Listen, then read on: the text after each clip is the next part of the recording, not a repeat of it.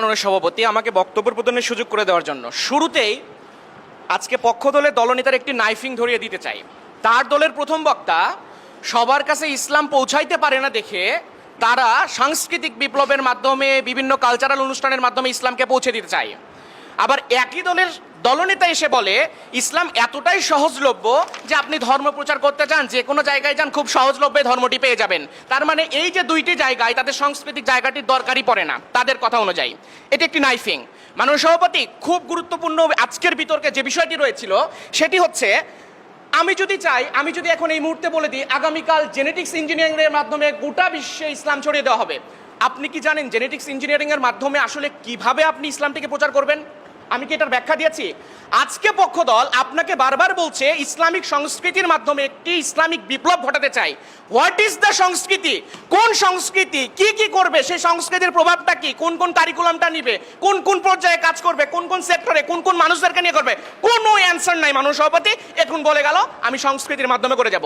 মাননীয় সভাপতি, পুরো বিতর্ক জুড়ে আজকে পক্ষ দল কোন কোন স্পেসিফিক জায়গায় কোনো প্যারামিটারটি দিয়ে যায় কিনা, কোন কোন স্টেক হোল্ডারের তারা আসলে কাজ করতে চায়, সাংস্কৃতিক জায়গা পক্ষ দলের প্রথম বক্তা প্রথমেই বলে গেছে আমরা সংস্কৃতিকে অ্যাভয়েড করতে চাই না, আমরা সংস্কৃতিকে ভিতরে ধারণ করতে চাই। কারণ আপনি ইসলামী শিক্ষা যদি বাস্তবায়ন করতে পারেন আপনার ভিতরে, আপনার সংস্কৃতি লাগবে, সংস্কৃতি ছাড়া কোনো মানুষ বাঁচে না। বাট আজকে পক্ষ দল এই জিনিসটি ক্লিয়ার করে দিয়ে যায় ওই সংস্কৃতি চর্চার আগে শিক্ষাটাই দরকার। আমরা বিতর্ক শুরু করেছি আপনি কোন সংস্কৃতিটাকে চুজ করবেন। আপনার কাছে অপসংস্কৃতি রয়েছে, আপনার কাছে ইসলামী সংস্কৃতি রয়েছে। বিতর্কের মোশনটি হচ্ছে ইসলামী বিপ্লব আসতে যাচ্ছে, সেই বিপ্লবে ইসলামী শিক্ষা বেশি কাজ করবে নাকি ইসলামী সংস্কৃতি বিপ্লব বেশি কাজ করবে, এইটা বিতর্ক। এই জায়গাতে পক্ষ দল আপনাকে সুস্পষ্টভাবে তিনটি ক্রাইটেরিয়ার মাধ্যমে দেখিয়ে যায়। আলটিমেটলি তিনটি ক্রাইটেরিয়াগুলো কি কি ছিল মাননীয় সভাপতি? এক, মাননীয় সভাপতি, তিনটি ক্রাইটেরিয়ার মাধ্যমে আমরা স্পষ্টভাবে দেখানোর চেষ্টা করেছিলাম এটি যে আসলে কোন কোন সেক্টরে কাজ করলে ইসলাম শিক্ষা আপনার দিন প্রচারে বা ইসলামিক বিপ্লবের ক্ষেত্রে কাজ করবে। আলটিমেটলি আপনি যখন ওটি দেখাতে পারেন না তখন আসলে আমরা স্পষ্টভাবে এটি বুঝেই নিতে পারি তাদের সাংস্কৃতিক পরিচয় দিয়ে ইসলামী বিপ্লব কখনোই সংগঠিত হতে পারে না। মাননীয় সভাপতি দেখেন, প্রথম কি ক্রাইটেরিয়াটি ছিল? পরিপূর্ণ দিন বিকাশের মাধ্যমে ভুল সংস্কৃতিকে নিধন। আপনার এই ভুল সংস্কৃতি নিধনের জন্য পক্ষ দল কোন ক্রাইটেরিয়াটি দেখা গেছে? যখন দেখাই যায় না বিতর্কে তারা হেরে যায়। দ্বিতীয় জায়গা মাননীয় সভাপতি, জনমনে দীর্ঘমেয়াদী একটি প্রভাব ফেলাতে হবে। আজকে একটি 5 মিনিটের রিলস তৈরি করলেন, কালকে একটি সাংস্কৃতিক চর্চা তৈরি করলেন আর বললেন আমার ইসলাম প্রচার হয়ে যাবে, এটি কখনো ইসলামিক বিপ্লব নয়। আপনি আজকে রাসূলুল্লাহ সাল্লাল্লাহু আলাইহি ওয়াসাল্লামের সেই যুগটিকে দেখেন, তিনি তার সাহাবীদেরকে এলাকা এলাকায় পাঠিয়ে দিতেন যে তোমরা দ্বীনের দাওয়াত দিতে শুরু করো। এইখানে ইসলাম প্রচারের জন্য যে দাওয়া, এটি একটি শিক্ষামূলক কাজ। এই দাওয়া বাস্তবায়ন না করে কাওয়ালির মাধ্যমে ইসলাম প্রচার হয়নি। আল্লাহ রাসূল সেই ইসলাম প্রচার করেননি। সংস্কৃতি নিয়ে সবচেয়ে বড় প্রশ্ন, কাওয়ালি মুসলিম সংস্কৃতি কবে থেকে হলো? এটি কোন আরবীয় কালচার, এটি কোন কালচারের মাধ্যমে ইসলামিক সংস্কৃতির মধ্যে আসলো? এইটি নিয়ে সবচেয়ে বড় প্রশ্ন মাননীয় সভাপতি।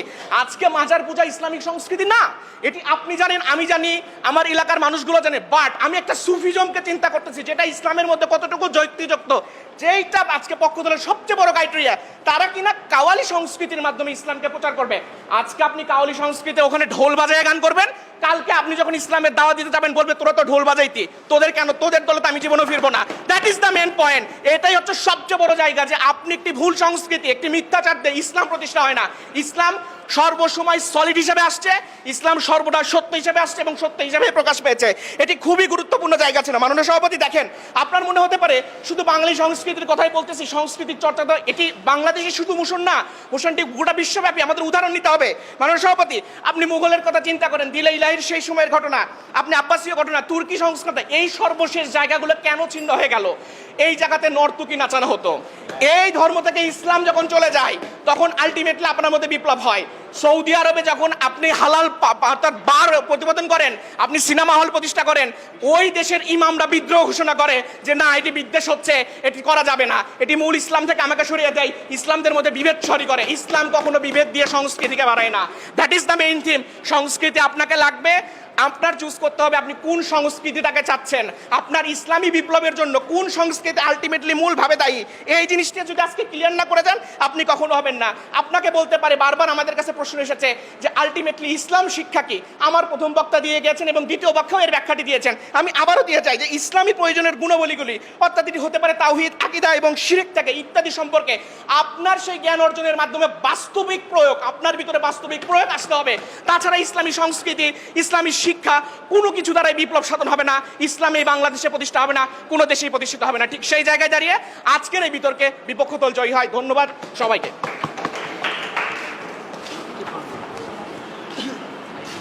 জি, ধন্যবাদ জ্ঞাপন করছি আমাদের সম্মানিত বিপক্ষ দলের বক্তা আবু হাসনাত আবদুল্লাহকে। এর মধ্যে আমাদের বিতর্কের মূল পর্ব শেষ হওয়ার দিকে। আমরা এখন যুক্তি খণ্ডনের পর্বে যাব। যুক্তি খণ্ডনে আমরা জানি যে 3 মিনিট করে দলের নেতারা পাবেন। সেই দিক থেকে এই পর্যায়ে যুক্তি খণ্ডনের পর্বে যুক্তি নিয়ে আসছেন তাসনিম হোসেন পক্ষ দলের। যে মানুষগুলো আসলে কাওয়ালিনের সমালোচনা করতে পারে এবং ইসলামের দাওয়াত দিতে গেলে বলতে পারে যে তোমার ইসলামে তো ঢোল বাজানো নাই, আমরা বিশ্বাস করি ওই মানুষগুলোর কাছে ইসলামী শিক্ষাটা পৌঁছানো আছে বা ইসলামের ন্যূনতম জ্ঞান তারা জানে যে ইসলামে কোন জিনিসটা আসলে এলাও এবং কোন জিনিসটা আসলে এলাও না। এর মানে কি? এর মানে হচ্ছে এই মানুষগুলোর কাছে ইসলামী শিক্ষাটা অলরেডি আছে। তাহলে আপনার কাছে কি নাই? আপনি অনলাইনে সার্চ দিলে হাজার হাজার বই পাবেন, আপনি অনলাইনে সার্চ দিলে অনেক কিছু পাবেন, বাট অনলাইনে সার্চ দিয়ে আপনি এমন কিছু পাবেন না যেই জিনিসগুলো আপনাকে ইসলামী সংস্কৃতির দিকে আসলে অ্যাডাপ্ট করতে পারে, যেই জিনিসগুলো আপনাকে অনেক কিছু শেখাইতে পারে। রিসেন্টলি আপনি যখন দেখতে পান দিরিলিস আর্তুগোল কুরুলুস ওসমানের মতো এই জিনিসগুলো রিলিজ হওয়া শুরু করছে, তখন মানুষজন এই জিনিসগুলোকে অ্যাডপ্ট করা অনেক বেশি পরিমাণে শুরু করছে এবং দিরিলিস আর্তুগোল বর্তমান সময়ে গিনিস ওয়ার্ল্ড রেকর্ড বুকে আসলে জায়গা করে নিচ্ছে। তার মানে কি? মানুষজন কখন জিনিসটাকে আসলে অ্যাকসেপ্ট করতে চায়, যখন ওই মানুষজন ওই একটা জিনিসে মজা পেতে শুরু করে। আমি জানি না এই বক্তব্যে হয়তো বা তাদেরকে একটা একটা করে ধরে দেওয়া দরকার ছিল, তাছাড়া হয়তো এই জিনিসটা বলতে পারে না বা তারা হয়তো এই জিনিসটা বুঝতে পারে নাই। কাওয়ালির কনসেপ্টটা কি আপনি বোঝেন? বাংলাদেশ সবেমাত্র স্বাধীন হয়েছে, যেখানে আপনি ইসলামের কথাও বলতে পারতেন না, সেই পার্সপেক্টিভে সবেমাত্র কাওয়ালি দিয়ে মানুষজন অন্তত ইসলামিক গানগুলা শোনার চর্চাটা শুরু করছে।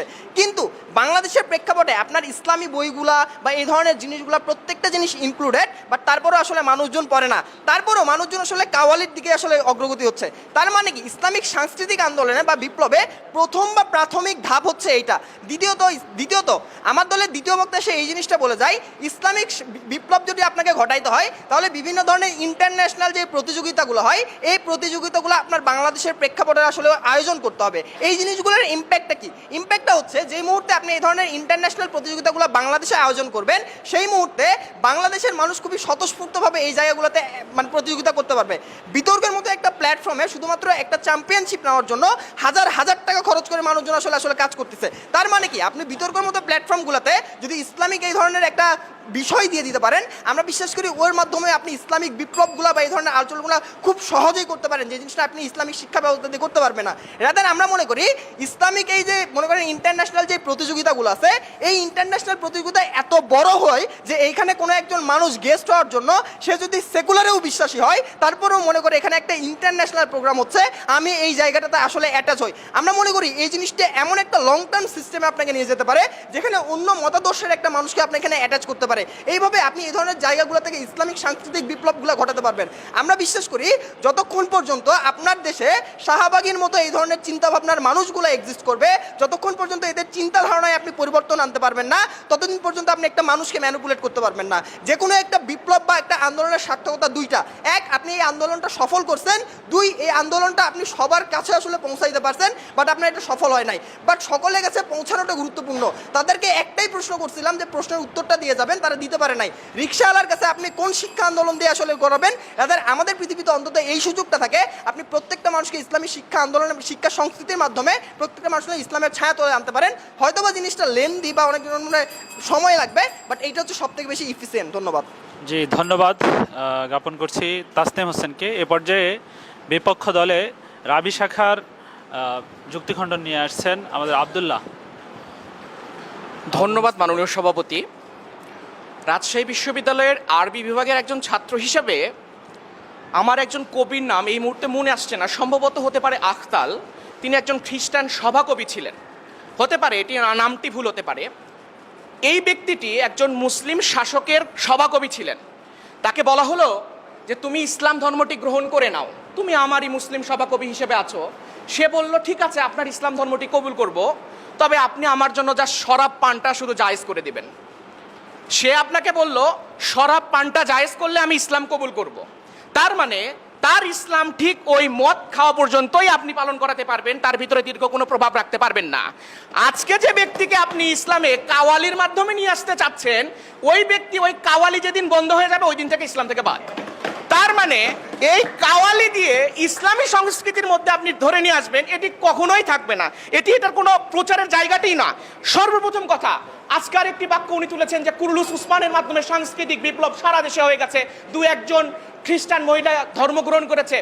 খুব স্পষ্ট কথা আজকে পক্ষ দলের দলনেতার কাছে, ঠিক কত ঘন্টা সময় ব্যয় করে আপনি কুরুলুস উসমানটি দেখেছিলেন? কুরুলুস উসমানের কতগুলো পর্ব আছে, কতগুলোর অনুবাদ আপনি দেখেছেন?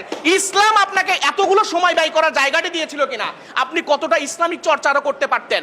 আজকে যে মানুষের কাছে ইসলামটি চলতে পারে না, যাইতে পারে না, তাদের কাছে পৌঁছান নাই কেন?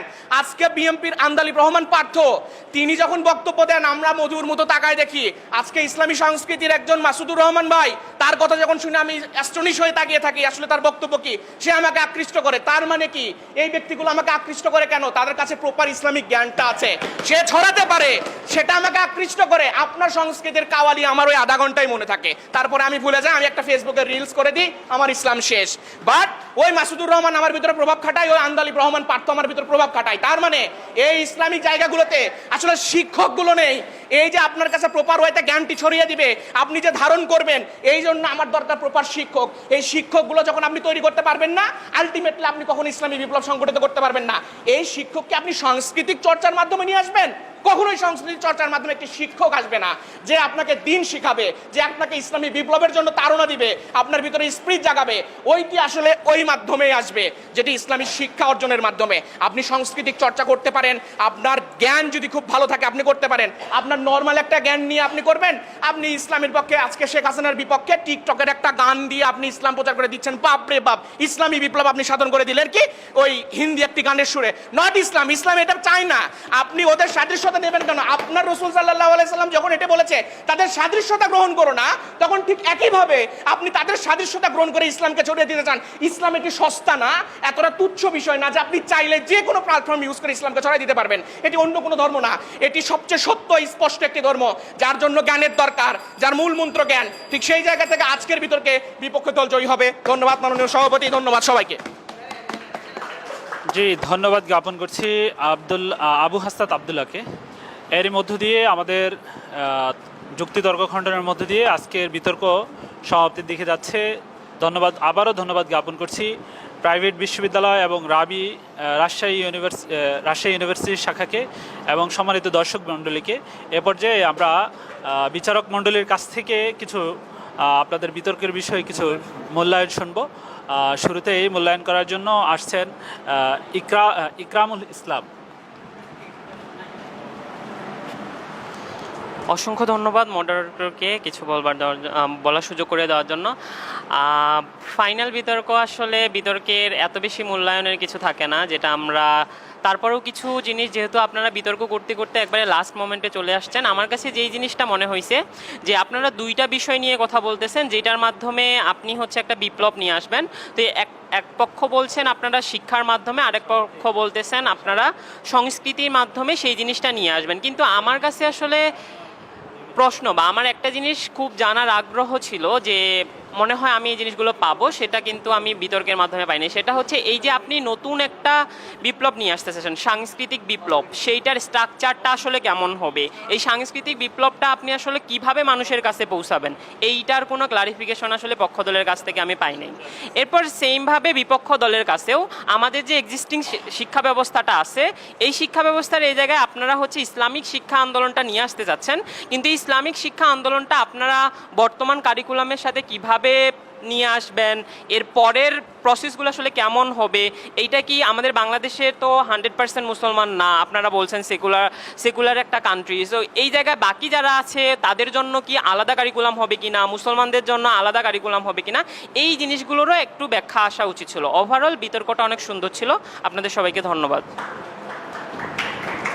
ধন্যবাদ জ্ঞাপন করছি আমাদের প্রিয় ভাই ইকরামুল ইসলামকে।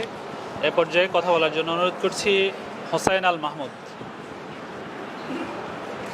অসংখ্য ধন্যবাদ সম্মানিত সভাপতি। আমরা বিতর্ক দেখেছি, আসলে বিতর্কে আমাদের দুটি বিষয় এখানে এসেছে, একটি হচ্ছে শিক্ষা আন্দোলন আর একটি হচ্ছে সাংস্কৃতিক আন্দোলন। এই দুইটি কোনটি আমাদের বেশি প্রয়োজন বা এই মুহূর্তে আমরা করব। প্রথমত এটা অস্বীকার করার কোনো সুযোগ নাই যে ইসলামী প্রচার এবং প্রসার যদি আমাদের সাকসেস করতে হয় তাহলে শিক্ষা আন্দোলনটাও যেরকম প্রয়োজন সাংস্কৃতিক আন্দোলনটাও প্রয়োজন। এক হচ্ছে শিক্ষা আমি তাকেই দিতে পারবো যে শিক্ষার সাথে সংশ্লিষ্ট রয়েছে, বা সংস্কৃতিটা আমি তাকেই দিতে পারবো যিনি শিক্ষার সাথে সংশ্লিষ্ট এবং শিক্ষার বাহিরেও যারা অন্তর্ভুক্ত তাদেরকেও আমি এইটা দিতে পারবো। তো সব মিলিয়ে আমার যেটা মনে হয় সেটা হচ্ছে আসলে এখানে জাজমেন্ট করার খুব বেশি সুযোগ নাই। দুদলই যথেষ্ট ভালো বিতার্কিক, আপনারা দুটি দলই দুটি জায়গা থেকে আপনারা নিজেদের অবস্থানকে ক্লিয়ার করার চেষ্টা করেছেন। হয়তো বিতর্কের স্বার্থে আমরা এক দলকে বিজয় ঘোষণা করব, বাট দিন শেষে আমরা এতটুকু বিশ্বাস করতে চাই যে একটি সাকসেসফুল ইসলামী বিপ্লব যদি করতে হয় তাহলে শিক্ষা যেরকম বিস্তার করা প্রয়োজন ঠিক তেমনি আমাদের সংস্কৃতিকে বিপ্লব ঘটানো প্রয়োজন। সবাইকে ভালো থাকবেন, সবাই দোয়া রাখবেন আমাদের জন্য। ধন্যবাদ। আসসালামু আলাইকুম। জি ধন্যবাদ আমাদের প্রিয় ভাই হোসাইন আল মাহমুদকে, সাবেক সাধারণ সম্পাদক আরইউ গোল্ড। এ পর্যায়ে কথা বলার জন্য অনুরোধ করছি মেহেদি হাসান, সাবেক সভাপতি ডিবেট বাংলাদেশ। আচ্ছা, দুই পক্ষকে ধন্যবাদ। অত্যন্ত চমৎকারভাবে আপনারা বিতর্কে অংশগ্রহণ করেছেন এবং এটাও আমরা দৃঢ়ভাবে বিশ্বাস করি এই দুইটি পক্ষ দুইটা বিষয়কে লালন করেন, কিন্তু বিতর্কের স্বার্থে এক পক্ষ একদিকে বলেছেন আর এক পক্ষ অন্যদিকে বলেছেন। ইসলামী বিপ্লবের জন্য অবশ্যই ম্যান্ডেটরি ইসলামী শিক্ষা যেমন খুব জরুরি, সে একইভাবে ইসলামী শিক্ষার যে সংস্কৃতির প্রচার এবং প্রসার এটা অনেক বেশি জরুরি। কিন্তু আমরা একটু লক্ষ্য করলাম যে দুইটা টপিকস নির্ধারণ করা হয়েছে, একটি হচ্ছে ইসলামী শিক্ষা, এটার যে সুদূর প্রসারী একটা প্রভাব, সুদূর প্রসারীভাবে মানুষের মধ্যে প্রভাব বিস্তার করতে পারে, বা ইসলামী সংস্কৃতি আমরা কিভাবে মানুষের কাছে নিয়ে যাব, কিংবা ইসলামী সংস্কৃতির সুদূর প্রসারী যে সিগমেন্টগুলো আছে এগুলো আপনাদের জায়গা থেকে আরেকটু ক্লিয়ার হওয়া দরকার ছিল। ইসলামী শিক্ষা কিন্তু একবার ইসলামের মৌলিক ভিত্তি। আমরা বিশ্বাস করি যেখানে ইসলামী মৌলিক ভিত্তিটা সেট আপ করা যাবে, পরবর্তীতে সংস্কৃতিটা হচ্ছে এই ভিত্তির পরিবর্তিত ছাপ। আর ইসলামী সংস্কৃতি মানে কিন্তু শুধুমাত্র নিজস্ব কাওয়ালি কিংবা ওসমান সিরিজ এগুলো নয়। ইসলামী সংস্কৃতির মৌলিক কথাই হচ্ছে যে তার মধ্যে আচরণিক পরিবর্তন।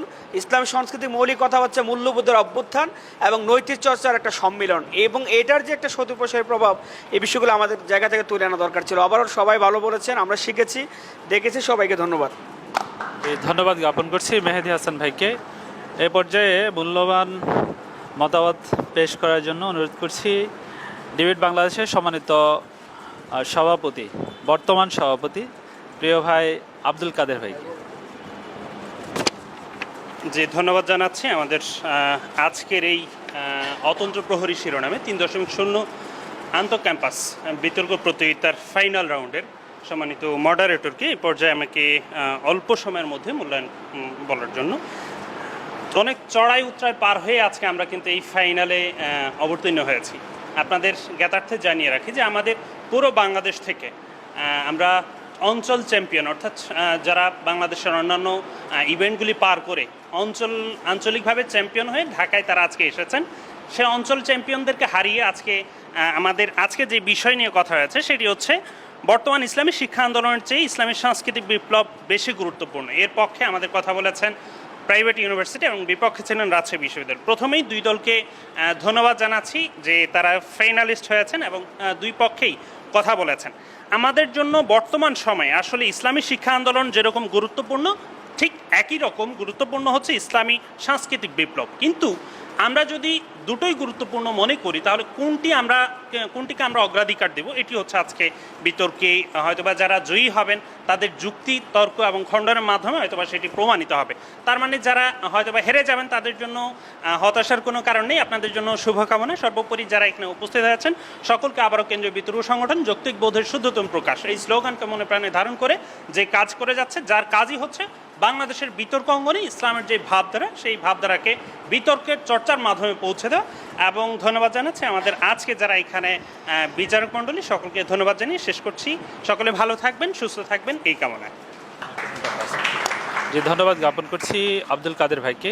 এ পর্যায়ে মূল্যবান যে ব্যান্ডেড প্রকাশ করার জন্য অনুরোধ করছি আমাদের সম্মানিত বিচারক মণ্ডলীর অন্যতম বিচারক, আমাদের সকলের প্রিয় ভাই মঞ্জুরুল ইসলাম ভাই, সাবেক সভাপতি ডিবেট বাংলাদেশ। ধন্যবাদ মাননীয় সভাপতিকে। যৌক্তিক বোধের শুদ্ধতম প্রকাশ। আজকে বিচারক মণ্ডলী যারা ছিলেন বিষয়ের বিশ্লেষণ এবং সংক্ষিপ্ত আকারে কোনটা হওয়ার কথা আর কতটুকু আমরা পেয়েছি তার একটা মূল্যায়ন করেছেন। আমি জাস্ট ছোট করে দু চারটা বিষয় একটু জানতে চাই। বিশেষ করে পক্ষদল, আপনারা আপনাদের ইউনিভার্সিটিতে বা ক্লাবে রেগুলার বিতর্ক করেন কিনা? ক্লাবের সাথে আছেন?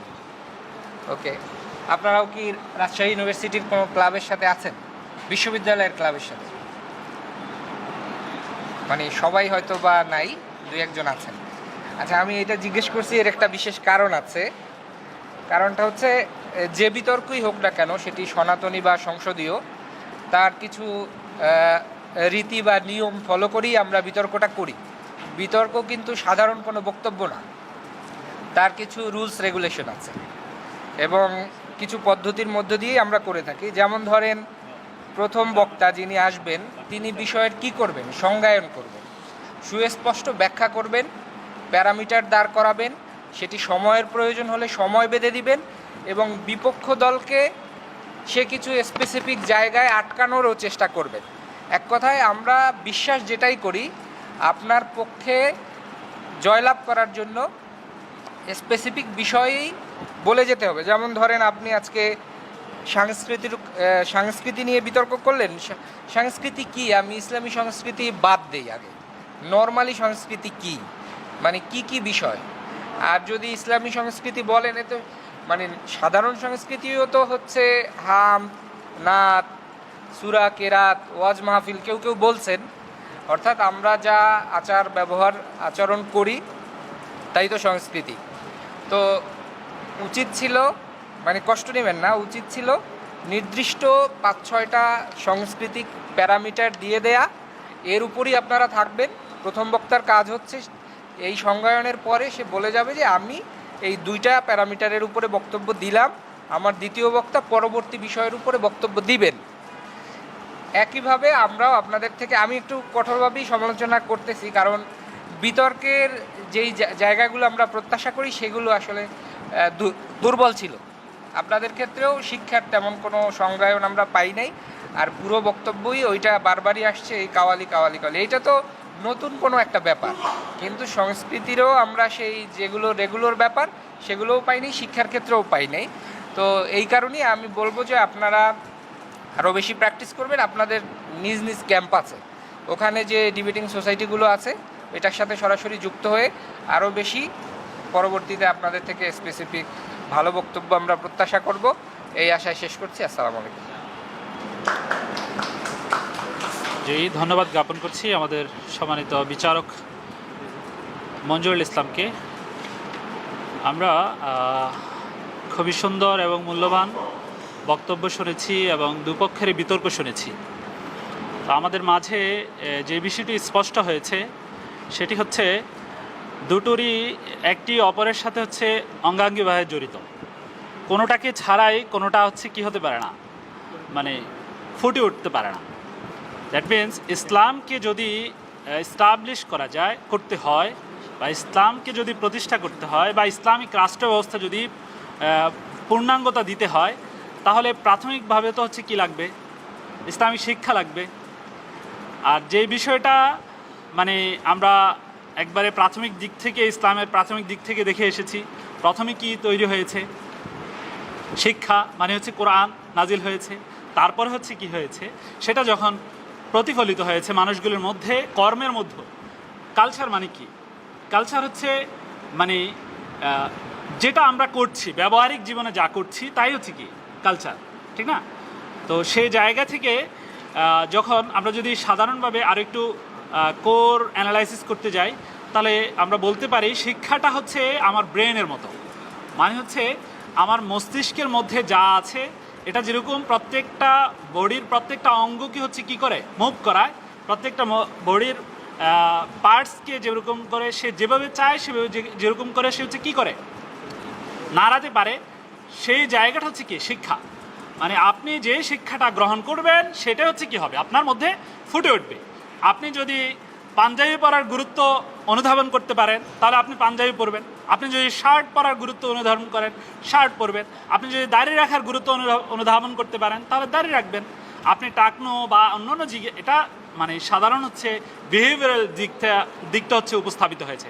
এছাড়া আরও অনেকগুলি যে আত্মিক দিকগুলি আছে, যে আমাদের সমাজ সংস্কার, মানুষের যে একবারে কোর যে বিহেভিয়ার, যে সে কি চর্যাবৃত্তিতে অভ্যস্ত থাকবে, সে কি আসলে মানে যে মানে অ্যানার্কিস্ট হিসেবে হচ্ছে সমাজে উপস্থাপিত হবে, সে কি টেররিস্ট হিসেবে উপস্থাপিত হবে, সেই বিষয়গুলি কিন্তু অনেকটুকু ব্যাখ্যা বিশ্লেষণের প্রয়োজন আছে। তো সেই জন্য যারাই আজকে দুপক্ষে বিতর্ক করেছেন তাদের প্রতি অনুরোধ থাকবে, আমরা বিতর্কের মৌলিক দিকগুলি অবশ্যই আমরা এখানে আলোচনা করেছি, কিন্তু এরপরেও কিছু কিছু প্রান্তিক দিকগুলি নিয়ে বেশি আলোচিত হয়েছে, যেমনটা কাওয়ালি সংস্কৃতি বা হচ্ছে দিল্লি সার্তুগোল বা হচ্ছে কেউ মাজার পূজা বা হচ্ছে আরও অনেক যে দিকগুলি ছিল। তো এগুলি কিন্তু প্রান্তিক দিকের আলোচনা, এগুলিকে যদি আমরা সেন্ট্রাল পয়েন্টে নিয়ে আসি তাহলে কিন্তু আমাদের সংস্কৃতির মূল বিষয়বস্তু এগুলি ঠিক থাকে না। তো সেই জায়গায় আমরা আপনাদেরকে বলবো যে আমরা যারাই বিতর্ক করব বা যে বিষয়ে থাকবে সেটার মূল যে বিষয়গুলি থাকবে সেন্ট্রাল পয়েন্টে থেকে আমরা বিতর্ক করার চেষ্টা করব। সকলকে ধন্যবাদ। আজকের যে অতন্দ্র প্রহরী 3.0 যারাই ছিলেন, বিশেষ করে বিচারক মণ্ডলী, আজকের এই প্রোগ্রামের সম্মানিত সভাপতি এবং যারা মেহমান হিসেবে আসবেন এবং যারা বিতর্কিক ছিলেন, প্রত্যেককেই আমরা আন্তরিক মোবারকবাদ জ্ঞাপন করে আজকের জন্য এখানে শেষ করছি। আসসালামু আলাইকুম রহমতুল্লাহ।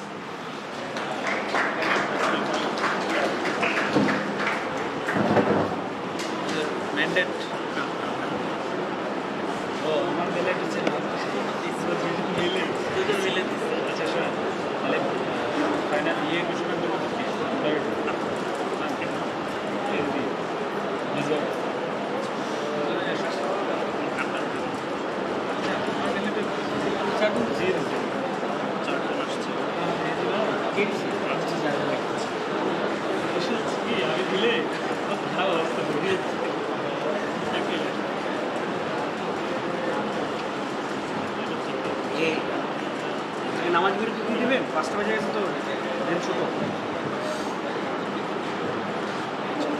আচ্ছা, নামাজের বিরতি হোক, তারপরে হচ্ছে আসলে কাদের ভাই, আব্দুল কাদের ভাইয়া নামাজের বিরতি দিয়ে দেন, এই বিচারকরা সব শেষ করুক, আর হচ্ছে এর মধ্যে মেহমানরা চলে আসুক।